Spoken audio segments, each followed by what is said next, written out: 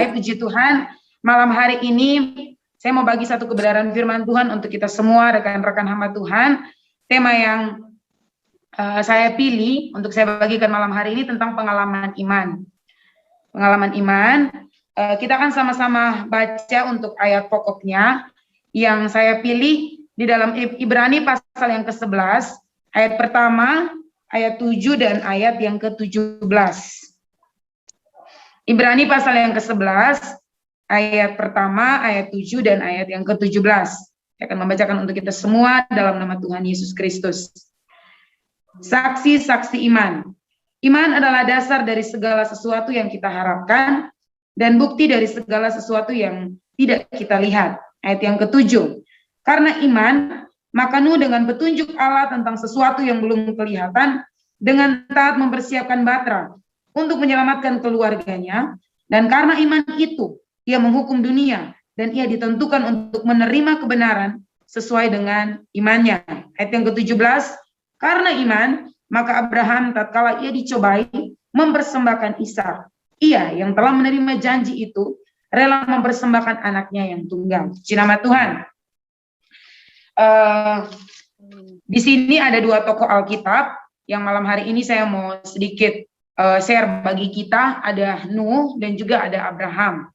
Nah, sebelum saya membagikan tentang bagaimana pengalaman iman mereka berjalan bersama dengan Tuhan, mereka menikmati kebaikan-kebaikan Tuhan, pengalaman-pengalaman iman yang luar biasa yang Tuhan izinkan mereka alami. Di sini satu pengertian iman yang dapat saya simpulkan dan saya mau bagikan bagi teman-teman hamba Tuhan yang diberkati. Iman itu bukan didasarkan pada apa yang nanti akan kita lihat atau kita rasakan, tapi iman itu didasarkan pada janji Allah. Yang setuju katakan amin. Amin. Amin. Ya, jadi iman itu kadang kita salah mengerti atau kadang kita berpikir bahwa saya mengimani kalau 20 tahun kemudian saya sudah jadi gembala besar. 20 tahun kemudian saya bermimpi atau saya percaya saya bisa jadi ketua majelis majelis pusat ya, mungkin. Nah, boleh saja. Iman kita iman yang luar biasa. Kalau saya mau katakan iman yang hebat, iman yang luar biasa. Namun kita dasarkan pada janji Allah. Semua yang kita imani itu harus dasarkan pada janji Allah. Saya percaya bahwa janji Allah bagi setiap kita, hamba-hamba Tuhan, setiap orang-orang yang setia melayani Tuhan, kita ini dijadikan kepala, bukan menjadi ekor. Amin. Jadi kalau yang beriman untuk nanti jadi pemimpin di organisasi kita, luar biasa. Tuhan akan bekerja dan Tuhan akan tolong. Nah, dari pengertian iman yang sudah saya bagikan tadi, di sini kalau dari kisah Nuh, bagian yang pertama kita dapat melihat bahwa Nuh ini dia menerima perintah Tuhan. Nuh ini menerima perintah Tuhan untuk membuat batra di tengah keadaan di mana zaman itu belum pernah turun hujan. Jadi di sini ada kemustahilan saat itu pada pikiran manusia yang ada di sekitarnya, bahkan pada kehidupan Nuh sendiri.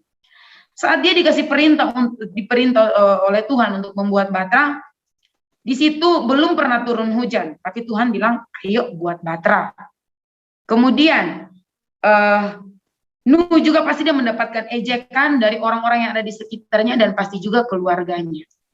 Ini pengalaman iman yang menurut saya pengalaman iman yang membuat Nuh dia harus bisa melawan orang-orang yang ada di dalam rumahnya sendiri, keluarganya sendiri, bahkan orang-orang yang ada di sekitarnya. Konteks yang saya mau tegaskan di sini yaitu tentang keluarganya. Orang-orang yang nantinya akan dia bawa masuk dalam batra pun pastinya mereka mencibir dia. Nuh, kita ini kan belum pernah turun hujan di tanah kita. Kenapa kamu punya iman? Kenapa kamu beriman? Kamu mau buat batra itu? Mungkin juga mereka katakan dia, kamu pasti gila atau apalah begitu. Tetapi karena Nuh, dia mendasarkan imannya pada janji Allah. Sekali lagi, dia mendasarkan semua perintah Tuhan itu pada janji Allah sehingga dia mengerjakannya. Dia percaya bahwa janji Allah itu ya dan amin pasti terjadi dalam hidupnya. Kemudian bagian yang kedua dari kisah Nuh. Ketika dia berada di dalam batra, bersama dengan istri, 3 anak dan juga 3 menantunya, bahkan binatang-binatang yang diizinkan ada di sana. Di situ Nuh ada dalam Batra. Nuh tidak mengetahui kapan air bah akan surut. Saya mungkin bisa kembali lagi ya.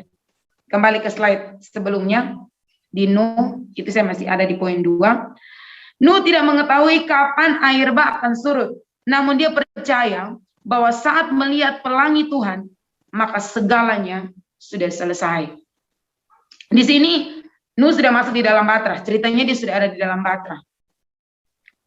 Ketika dia ada di dalam Batra, dengan air bah yang dia tidak tahu kapan akan surut, kapan dia juga tidak tahu dia akan keluar dari Batra ini kapan.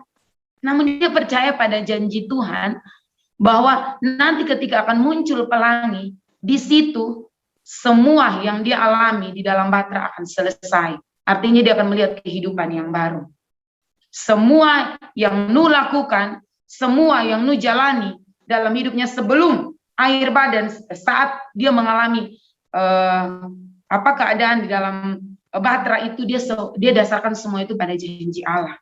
Setiap kita hamba-hamba Tuhan, mari belajar dari kehidupan Nuh untuk iman kita tidak bergantung pada logika kita.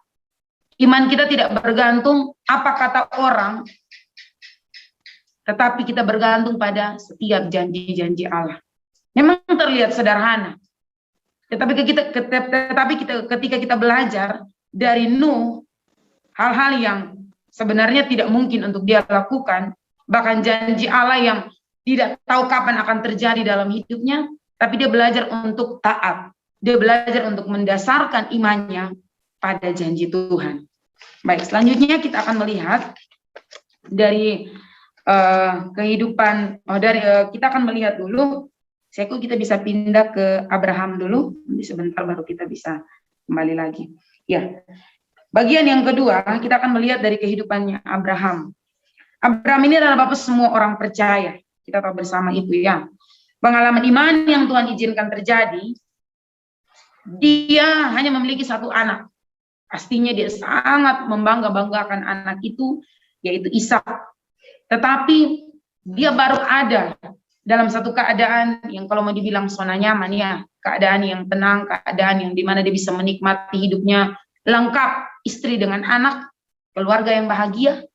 Tetapi Tuhan bilang, ayo kasih anak yang paling kamu sayangi itu untuk aku, dikorbankan. Jadi di sini pengalaman iman yang Tuhan izinkan untuk Abraham hadapi adalah di dalam keluarganya sendiri, anaknya sendiri. Tadi Nuh juga ada ya, ketika dia mengalami pengalaman iman bersama dengan keluarganya, Abraham juga sama seperti itu. Dia ada bersama-sama dengan keluarganya, khusus untuk anaknya ini. Apakah Abraham melawan? Apakah Abraham dia tidak taat? Oh tidak. Abraham justru dia tidak melawan akan perintah Allah. Di sini ada kesamaan. Nuh dan juga Abraham, mereka sama-sama orang yang taat. Mereka sama-sama orang yang taat akan janji Allah.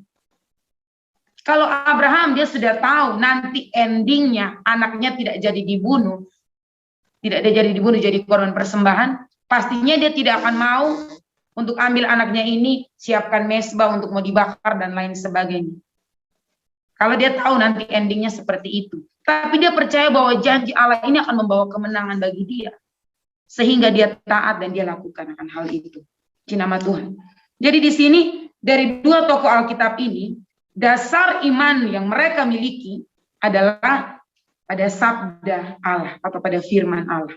Bukan menurut perasaan mereka, tetapi mereka mendasarkan itu pada firman Allah. Kita akan baca satu bagian firman Tuhan di dalam Kisah Para Rasul pasal yang ke-27.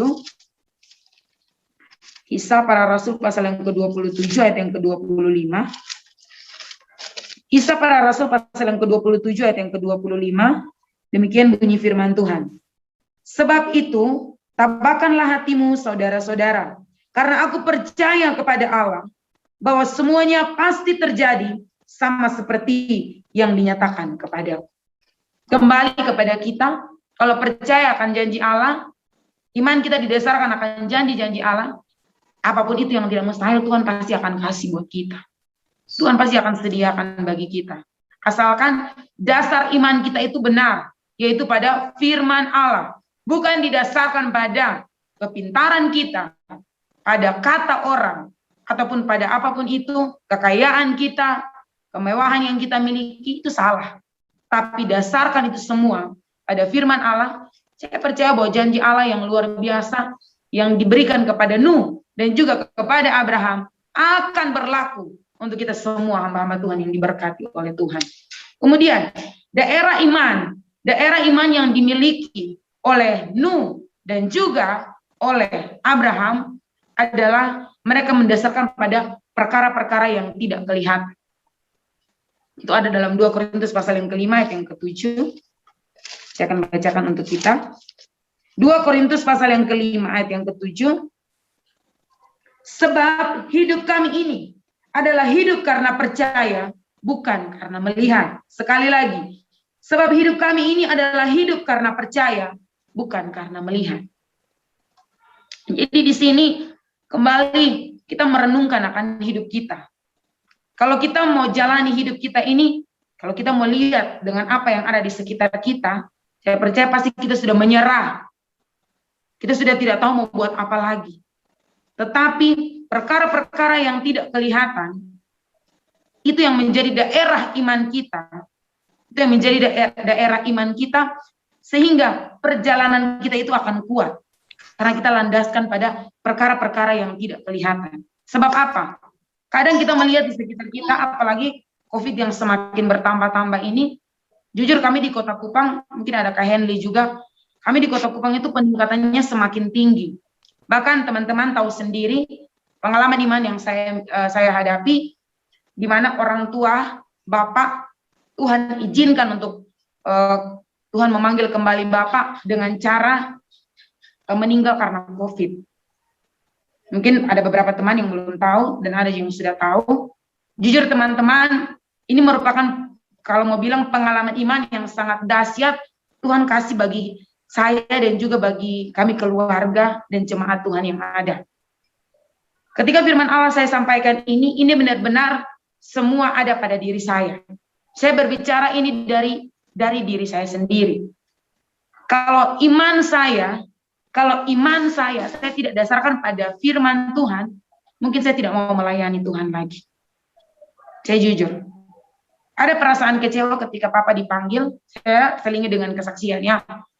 Ada satu perasaan kecewa yang saya alami ketika tanggal 4 Februari, Tuhan memanggil kembali Papa, karena Papa sakit cuma 1 minggu. Papa sakit cuma 1 minggu, kami bawa ke rumah sakit karena memang waktu itu oksigen tidak bisa dibawa ke rumah. Jadi mau tidak mau kami sepakat, kami bawa ke rumah sakit, dan ketika diperiksa Papa dinyatakan positif COVID. Jadi Papa harus menjalani masa isolasi. Tapi saya melihat di situ Tuhan menyertai kami keluarga. Kakak saya diizinkan untuk menemani Papa di dalam ruang isolasi sampai Papa meninggal. Papa di rumah sakit cuma 3 hari. Setelah itu Papa dipanggil pulang. Dan yang luar biasanya, saya bersama dengan kakak-kakak, dengan mama, bahkan kami semua jemaat, tidak ada satupun yang terpapar COVID. Kami tidak ada. Kami semuanya bebas. Kami semuanya negatif. Ini yang membuka mata rohani saya bahwa, ayo belajar untuk lihat janji Allah dalam hidupmu. Vena, kamu harus kuat.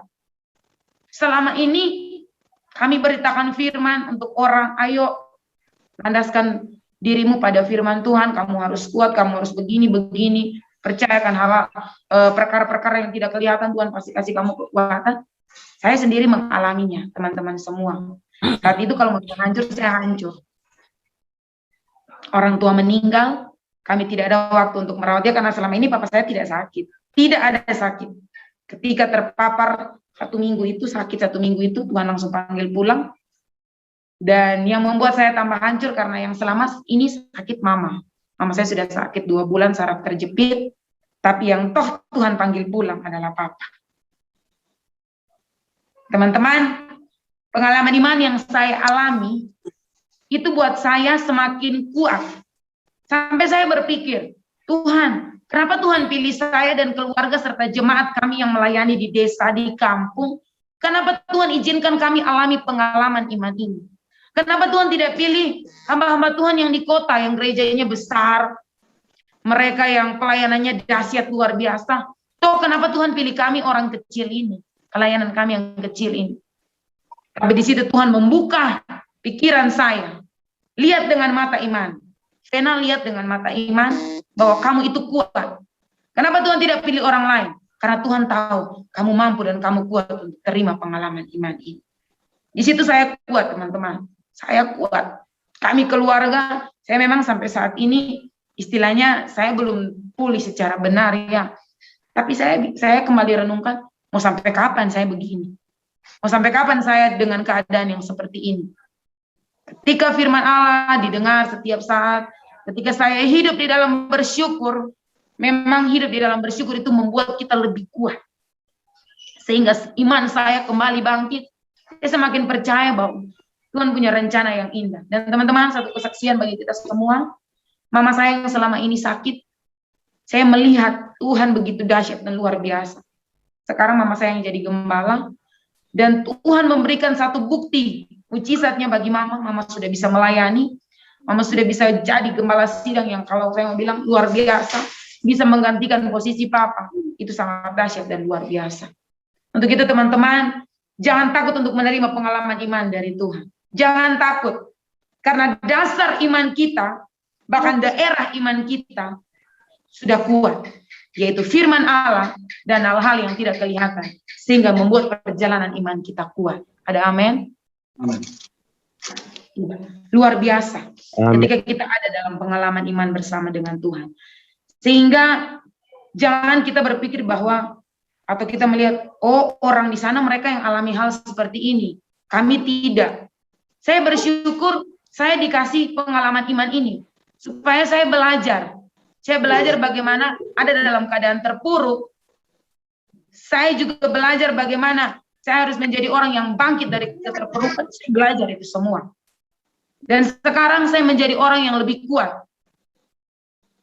Saya menjadi orang yang lebih kuat. Karena apa? Dasar iman saya dan daerah iman saya sudah tahu kemana arahnya. Kemana arahnya. Dan di sini, dari pengalaman Abraham, kita kembali ke firman Tuhan. Dari pengalaman Abraham yang kita lihat, kita tahu bahwa dia adalah bapak semua orang percaya. Imannya kuat, ketaatannya mantap. Semuanya mantap lah dari kehidupannya Abraham. Tetapi kenapa Tuhan masih izinkan dia untuk dia mengalami pengalaman iman bersama dengan Tuhan? Karena dia adalah orang pilihannya Tuhan. Saya percaya saya adalah orang pilihannya Tuhan, sehingga Tuhan mengizinkan saya mengalami pengalaman iman ini. Jadi hamba-hamba Tuhan yang diberkati oleh Tuhan, jika saat ini, kalau kita merasa kita belum punya pengalaman iman bersama dengan Tuhan, mari koreksi kembali diri kita. Apakah kita sudah tergolong orang pilihan Tuhan? Ataukah kita hanya berjalan dengan Tuhan, berjalan biasa-biasa saja? Tidak enak loh. Kalau kita melayani Tuhan, kemudian tidak ada tantangan, tidak ada pengalaman iman yang hebat, rasanya kita berjalan mulus saja. Mari minta supaya Tuhan kasih pengalaman iman itu dalam hidup kita. Supaya kita belajar bagaimana menjadi seorang hamba Tuhan yang kuat. Karena tidak gampang. Saya, waktu itu kami harus berdiri di depan jemaat. Kami tidak mungkin menangis terus, tidak. Jemaat juga bersedih. Keluarga besar bersedih. Terus siapa yang mau menguatkan siapa? Akhirnya kami harus dengan kuat. Setelah itu, lewat 40 hari Papa saya meninggal, jemaat kami satu meninggal, dengan meninggal biasa, kami harus melayani mereka, dengan dimana saya trauma ya, kalau lihat orang yang meninggal biasa, saya trauma. Tapi apa? Tuhan izinkan saya ada di keadaan itu supaya saya belajar kuat. Karena saya berbeda dengan mereka. Karena apa? Tuhan tahu level iman saya seperti apa. Sehingga Tuhan mau cobaan atau pengalaman iman yang saya alami berbeda dengan mereka. Supaya di situ terlihat bahwa kita ini berbeda dengan mereka. Karena iman kita, dasar iman dan daerah iman kita itu berbeda. Untuk itu, kita sebagai hamba Tuhan, kadar iman kita itu harus berbeda dengan jemaat. Jangan mau sama. Jangan. Apalagi kadar iman dari jemaat itu lebih tinggi daripada kita. Oh, sangat disayangkan. Jadi, jangan takut untuk mengalami pengalaman iman dari Tuhan. Jangan takut. Buktinya saya tetap terpelihara sampai saat ini. Kami bebas dari COVID. Pelayanan kami semakin diberkati. Jemaat semakin bersatu. Doakan, bantu doa untuk mama saya biar kembali pulih, sembuh secara total, untuk kami sama-sama ada dalam pelayanan pekerjaan Tuhan ini. Puji nama Tuhan. Di sini juga yang di bagian akhir firman Tuhan ini, kalau dari Nuh dan juga Abraham, goal mereka atau hasil iman mereka itu, mereka mau untuk ada tetap di Yerusalem. Yerusalem ini berbicara tentang keluarga. Teman-teman semua, kita boleh hebat, berdiri di mimbar, bersaksi, memberitakan firman, tapi mari lihat, apakah lingkungan Yerusalem kita, lingkungan keluarga kita, sudah kuat atau belum? Lingkungan keluarga kita, semuanya sudah ada di dalam bahtera keselamatan itu atau belum? Sudah ada atau belum? Sudah masuk di dalam bahtera keselamatan itu atau belum? Sehingga Nuh, dia menyelamatkan keluarganya. Abraham, dia juga membawa satu pengalaman iman yang luar biasa untuk Ishak, istri dan semua keluarganya yang ada. Dan juga kita juga tahu ya, orang lumpuh saat dia mau mendapatkan pertolongan dari Tuhan, dia kan lumpuh, tidak bisa berjalan. Iman orang-orang yang ada di sekitarnya dia, mereka semua bersepakat, ayo kita bantu dia, bawa dia kepada Tuhan untuk dapat disembuhkan. Luar biasa. Akhirnya dia bisa disembuhkan karena ada orang-orang, mungkin saja ada keluarga yang ada di sekitar situ yang bisa membawa orang lumpuh ini untuk diselamatkan. Kemudian kepala rumah ibadat yang bernama Yairus, karena dia percaya dan dia tidak takut, meskipun anaknya sudah mati saat itu, tapi dengan iman yang besar, dengan iman yang luar biasa, dia berani mencari Tuhan. Dia berani mencari pertolongan yang tepat, yaitu di dalam Tuhan. Dan dia mengundang Tuhan masuk di dalam rumah tangganya. Untuk Tuhan memulihkan, membangkitkan anaknya yang sudah mati ini. Luar biasa. Jadi di sini hasil iman kita itu, kita juga bisa membawa keselamatan atau kita bisa transferkan untuk orang-orang yang ada di sekitar kita. Tetapi ingat, yang paling utama untuk lingkungan Yerusalem, yaitu untuk keluarga kita. Puji nama Tuhan. Menjadi kesimpulan dari firman Tuhan pada malam hari ini, mari nikmati pengalaman iman bersama dengan Tuhan. Ketika kita ada dalam pengalaman iman bersama dengan Tuhan, dasarkan itu semua pada janji Allah, maka kita tidak akan kecewa. Yakin dan percaya kita tidak akan kecewa. Sebab apa? Kita dasarkan itu semua pada janji Allah. Bukan apa yang nanti akan kita mimpikan untuk terjadi 20 tahun, 10 tahun kemudian. Jangan. Karena pasti kalau tidak tercapai kita akan kecewa. Tetapi ketika kita dasarkan pada firman Allah, pada janji Allah, luar biasa. Kita pasti akan menjadi orang-orang yang luar biasa, orang-orang yang membawa berkat, orang-orang yang diberkati oleh Tuhan. Puji nama Tuhan, inilah renungan firman yang dapat kami bagikan pada malam hari ini. Tuhan Yesus memberkati.